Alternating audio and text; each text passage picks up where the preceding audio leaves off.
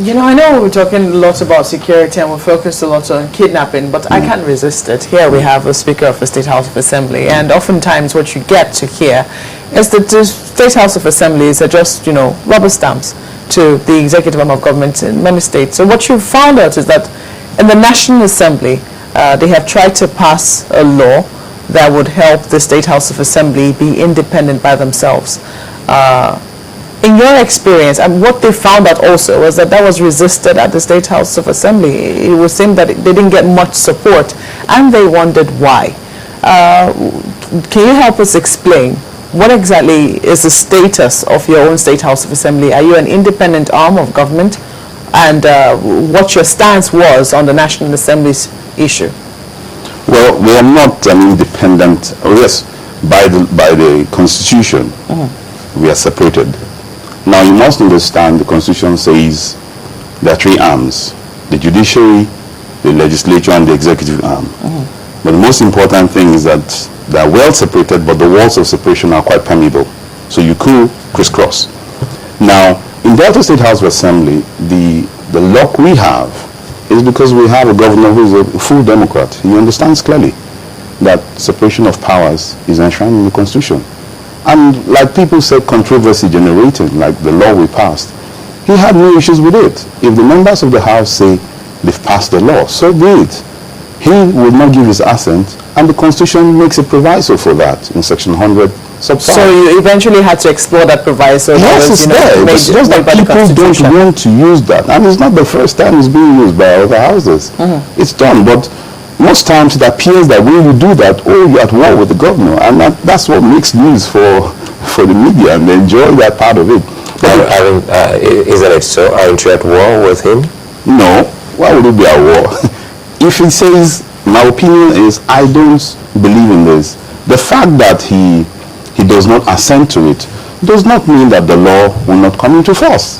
I don't know if Marpa is done on that. Yeah, there's just a second part of it. I mean, the National Assembly trying to... Yeah, the National Assembly now says that in the review of the Constitution, the formal review, and proposed that the House of Assembly be autonomous.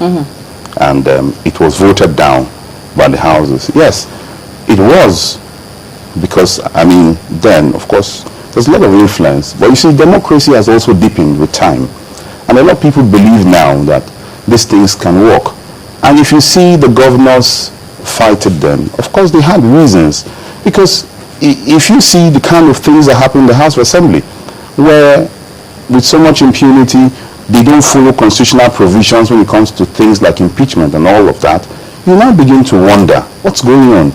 If you now empower them, the fear from the governors will be, of course, they'll be, before you travel and before you're back, you're impeached. You may not know why there's an impeachment proceeding on you and all of that. So they also have to guard against it. So you must understand that it's not exactly the House fighting it.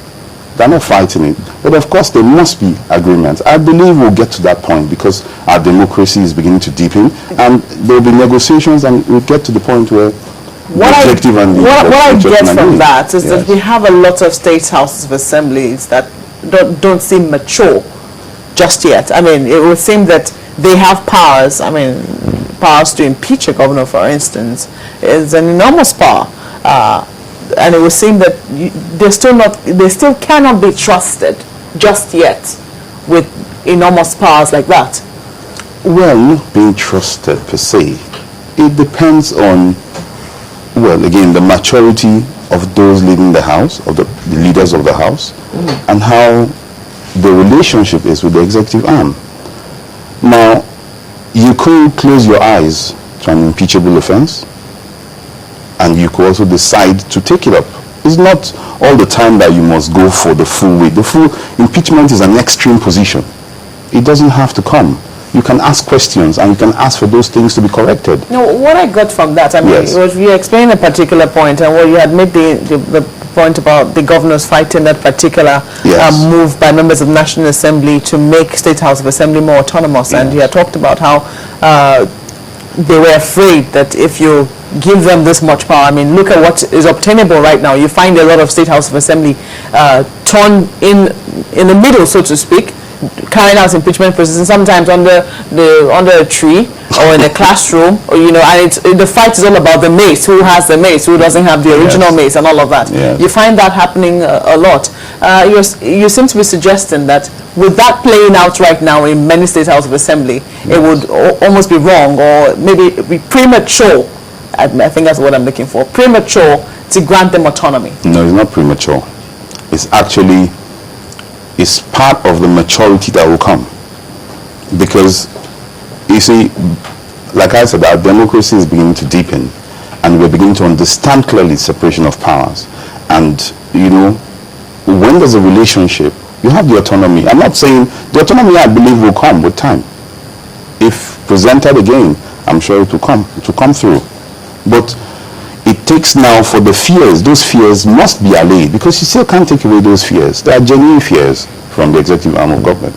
They are genuine. So if they fight it, it's okay that they can fight it. But I believe now that with what's happening now, a whole lot has been understood, and the maturity has come, and we should be able to manage it. Well, anyway, I think now that we're talking more on lawmaking and how you've been able to manage some of these over time, perhaps one other thing that bothers people is that if you have been so much worried about kidnapping, how come you're not actually doing anything on the crude oil theft?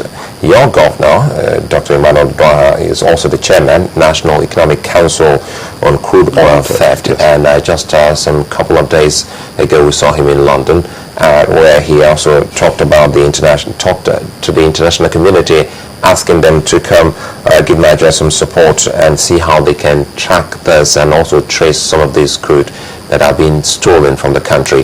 Well, Delta State, an oil-producing state, even though they're working towards getting other source of revenue away from oil, how have you, as the Speaker of the Assembly, been able to join in this fight against crude oil theft?